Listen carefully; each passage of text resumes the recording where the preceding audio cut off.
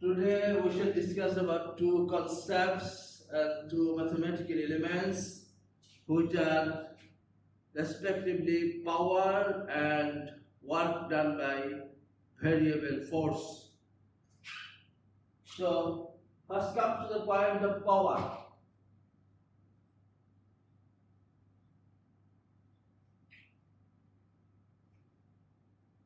We have two agents. One agent can do certain amount of work in 1 minute. Another agent can do the same work in 2 minutes. What is different in these two? The difference is power. Power is different in these two cases. So power is the rate at which work is done. So first of all, our definition would be of a average power. So whenever we take an average power, it is a gross number. That means something may vary, and then we can apply the concept of average. So average power is defined. Average power is defined by the work done W divided by the time it takes the force to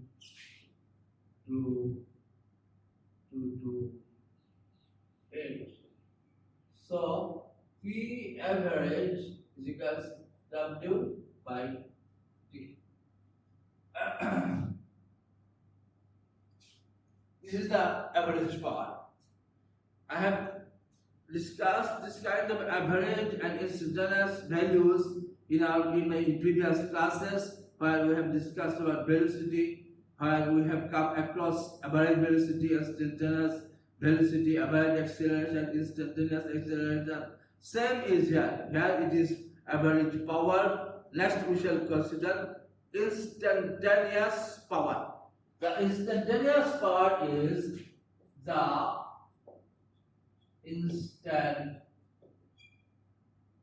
instantaneous power is P equals dW by dt, where dW is a small work done in dt and infinite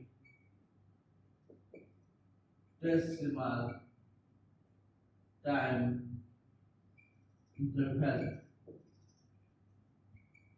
So we have understood this, right?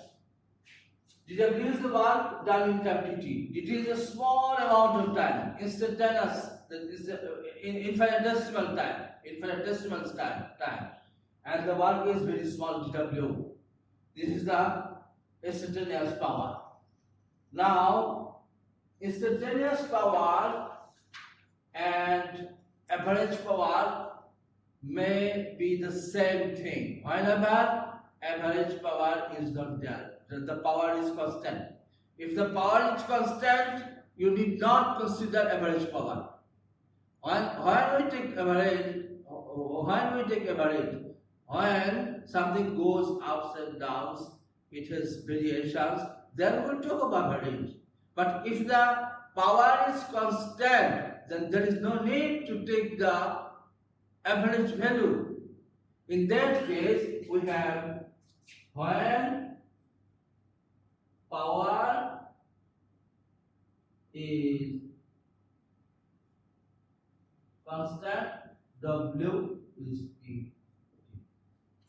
This formula just I have deleted average.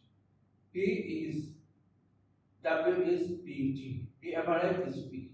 P average is P. And so this is the differential of power, and it is a very useful concept in physics. In many places, in many places in physical world, power is an important role. The unit of power, I should discuss shortly about the unit of power. First, I could ask you a question. What is the unit of work? Unit of work is what? Joule. Unit of work is joule. So, since P is dW by dt, joule time dt has the dimension of time, that means second. So, unit of power is watt and 1 watt. Watt has a symbol W. The symbol W is used for work, also for watt. 1 watt is nothing but 1 joule per second. Next, we come to the point power in terms of velocity. Say force has driven a body by displacement ds in time dt. A force driven a body by displacement ds in a time dt. In this case, what will be the work? The work will be dW equals F dot ds. Right? The small amount of work in moving the displacement ds will be dW equals F ds. F is constant about the period of interval of displacement. What is the power? Power P equals dW by dt, right? That formula. P is dW by dt. Now, write for dW F dot ds divided by dt. Then you take F aside from ds and write F dot ds by dt. What is that? F dot d. Because ds by dt is nothing but the velocity, where v velocity.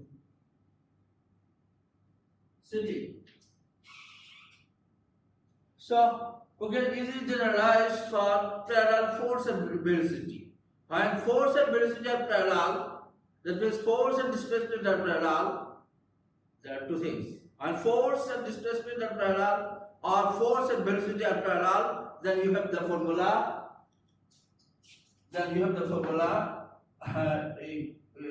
W equals Fs, P equals Fg. When force and displacement are parallel, W1 is Fs. When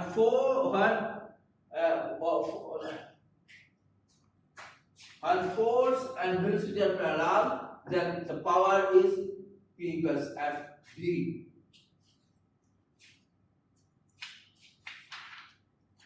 Next, we shall consider work done by variable force.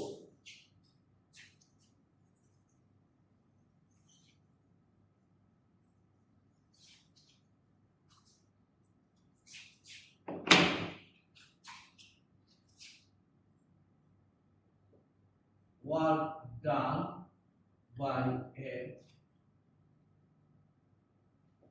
variable force. Let the force is written Fx of x. Now two things has to be remembered. This x means this is a one-dimensional force. It was only in the x direction. The bracketed x means this is function of x. That means the force may not be the same at all time. It may go up or down. It is dependent upon the position. In every position, it may be the same or it may be different. So Fx of x is nothing but the one-dimensional force Fx, which is function of x. Now we draw this thing in a curve. Here in this direction x, in this direction f of x, and the graph resembles like this. And the graph resembles like this. That means here f is this, here f is this, here f is this. So this is obvious, right? Now, what will be the total work done by this force? What will be the total work done by this force whenever the body upon which the force is acting moves from xi to final position xi? That means a body moves from xi to xf whenever a variable force Fx of x works on it. We have to find out the total work done by the force on the body.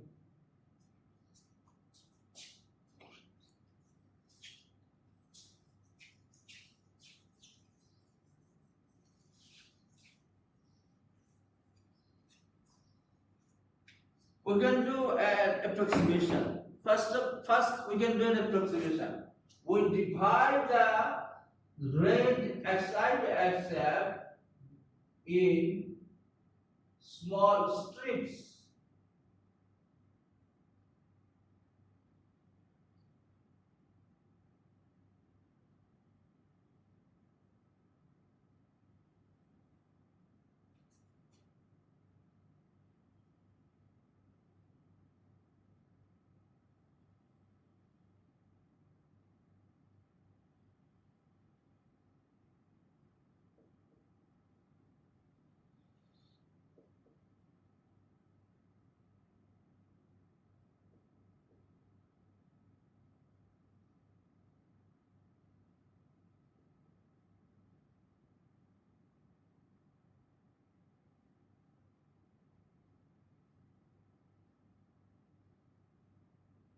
Say this distance is delta x. Take the first strip. We have divided the whole range xi to xf into strips. So the first strip, for the first strip, the width of the strip is delta x. The second is also delta x. The third is also delta x. All the strips have the interval delta x. Now what about the force? Here the force is varies. Here is small, here is greater. Here is small, here is greater.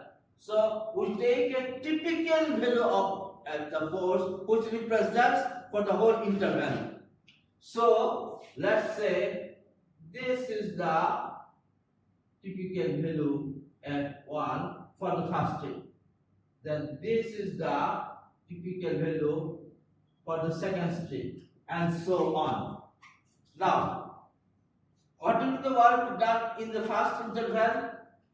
Delta W1 is F1 delta x, right? You cannot disagree. Can you disagree? No, you cannot disagree. F1 delta W1 is F1 delta x. Delta W2 is F2 delta x. Okay, we can make the approximation far better if we take the strips larger and the small space in between two strips is very small. That means we are doing very much fine approximation. This is also this is no. I have to explain in another way. Take the strips as many as possible. Take the strips, say, the first strip is this. Then the space between this strip and the next strip is even smaller.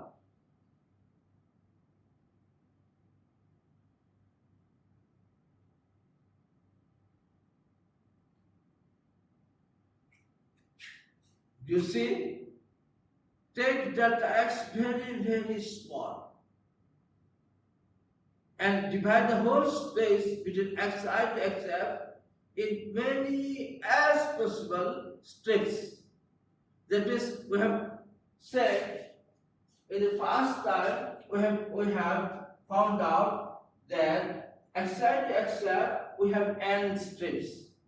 Then the total work would be W equals sum over n equals 1 to n f of n delta x. Can you disagree? You cannot disagree. Fn means f1, f2, f3, f3. All the strips works in the strips, and you sum it. And the next approximation you can do is W equals sum over n equals 1 into n limit delta x goes to 0. Limit delta x goes to 0. And right here, as before, fn dx. Actually, this kind of limit is nothing but integral. This kind of summation with limit is nothing but integral. So we can write here integration xi to xf f of x dx. So done. For variable force, you have to do integration f of x dx. Here f of n goes into f of x because we have made that x goes to 0 and taken as many as possible high value of n. For that matter, the f1, f2, f3 has merged f1, f2, f3. This has represented all the points on the curve. This approximation allows one to trace the forces over the curve. You understand this? This approximation is nothing but tracing the forces all over the curve between xi to xf. So, instead of the summation, you can write the integration.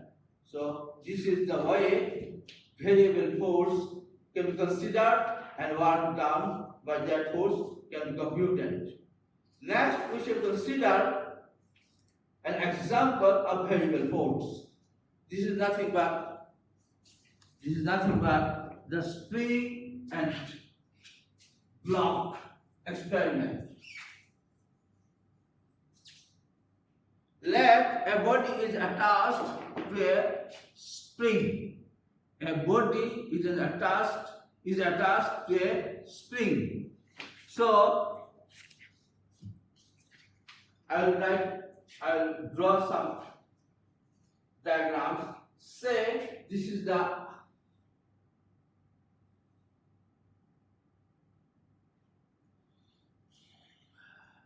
one where the spring is attached.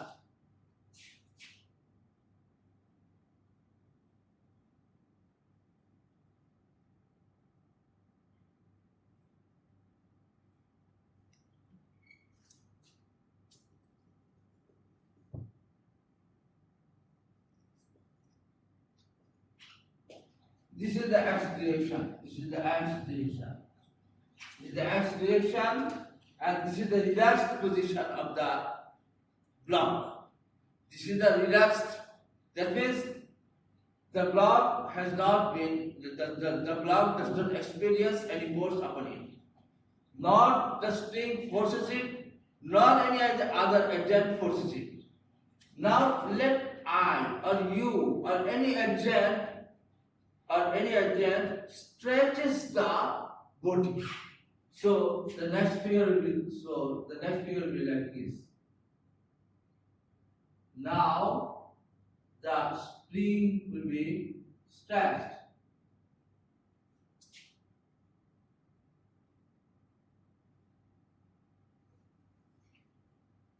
Who extended this? F external. F external extended this. And how much it did extend? By x. By x. This was the relaxed position. Now the present position is this. So this is the x. This distance has been moved by the external agent by forcing the body toward him. So in this case, the spring exerts a force opposite to the external force.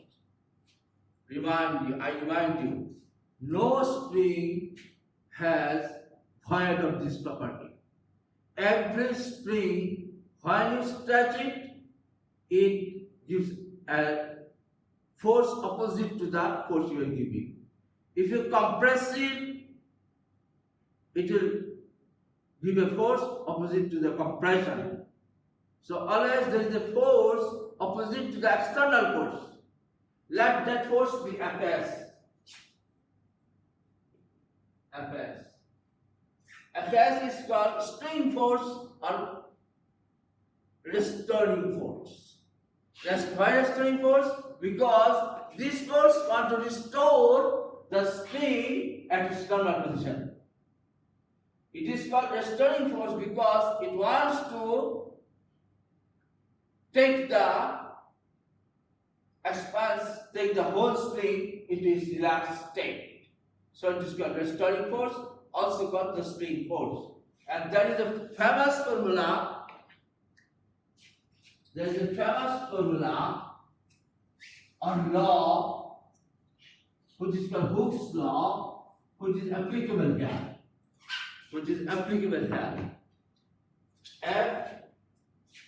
Fs equals minus Kx. Why Fs? Understand, this is the restoring force equals K is the constant. X is the displacement from the relaxed position. X is the displacement from the relaxed position. So why is the minus sign? Because if X is positive, then the force acts toward the negative. That means the spring wants to draw back the body towards its relaxed position. You understand this? Whenever X is positive, the force is in the negative direction so that the spring can restore its relaxed position. Okay, you understand like this. Okay. Another thing, K is called force constant or spring constant also. This is Hooke's law.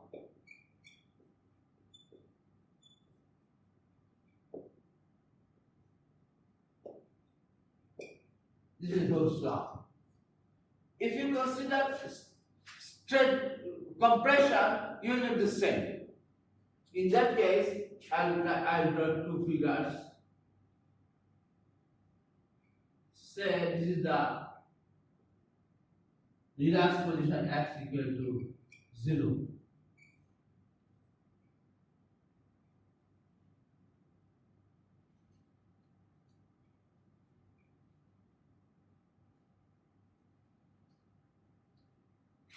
So now the external agent compresses the spring to a lower x. Compresses the spring to a lower x. X is now in the opposite direction to what was in the stretching condition. The same thing, the same law applies in this case also. Do not think that F equal to minus Kx only for stretching. F equal to minus Kx is applicable for both stretching and compressing. Be it compression, be it stretching, F equal to minus Kx applicable. Now let's compute the energy, that is the work. Compute the work when a body is forced by a spring to move from xi to xf.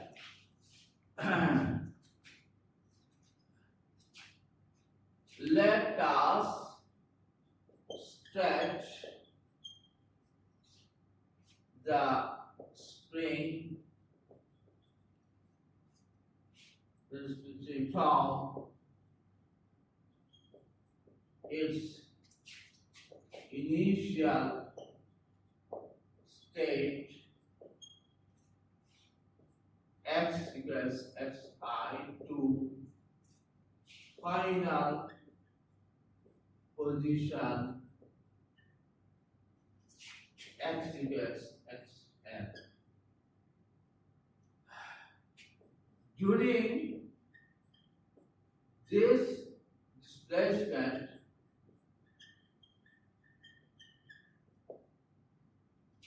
the work done on the body by the spring. Be careful. We are computing the work done on the body by the spring. We are computing the force on the body by the spring. What will be W S equals xi to xf f s dx. Why of s? Because I have to use the spring force. I have to use the spring force. In the next line, I write xi to xf minus kx dx. Because fs is nothing but minus kx. Now take minus k out, x dx integrates to half x square, so you get minus half k outside the integral sign. Remains x square, whose limits are xf and xi. So you will get nothing but minus half k xf square minus xi square.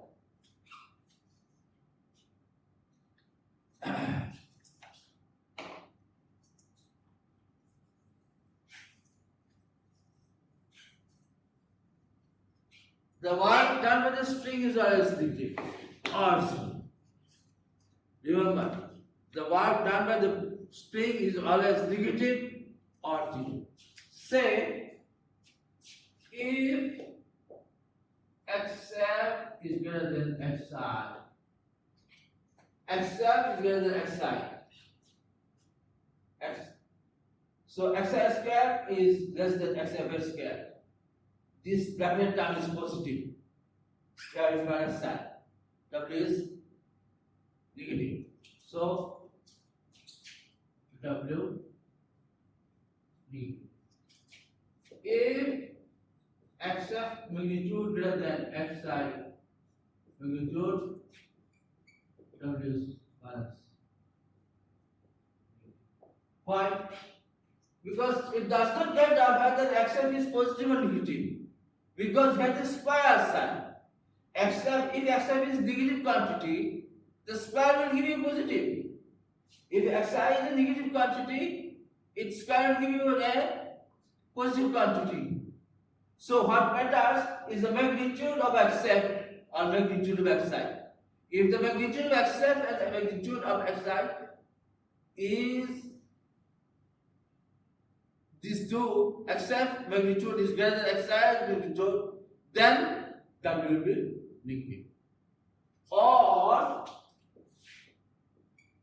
W can be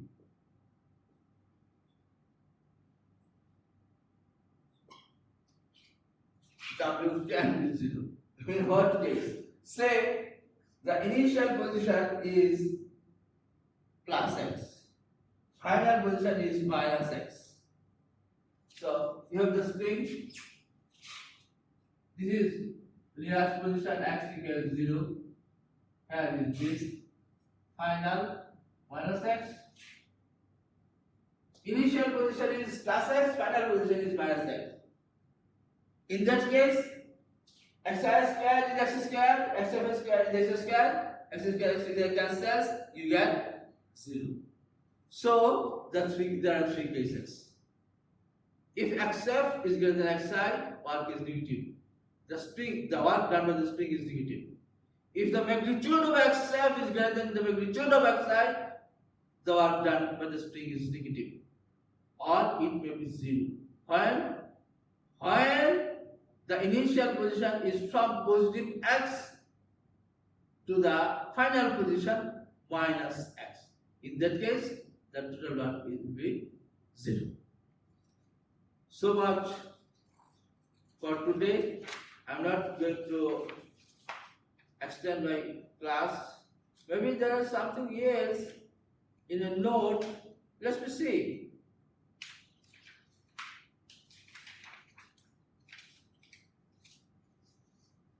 Yes, there is something else. Say xi is 0 and xf is written as x. In that case, w xi is 0, xf, and capable now. So let's call it x. xf is called x. In that case, w is minus half k square. Spring, work done by spring. Initial position is 0, final position is called x simply, because there is no need to call to use two symbols for this thing. xi is 0, so call xf x only. In that case, you will get w minus half x square.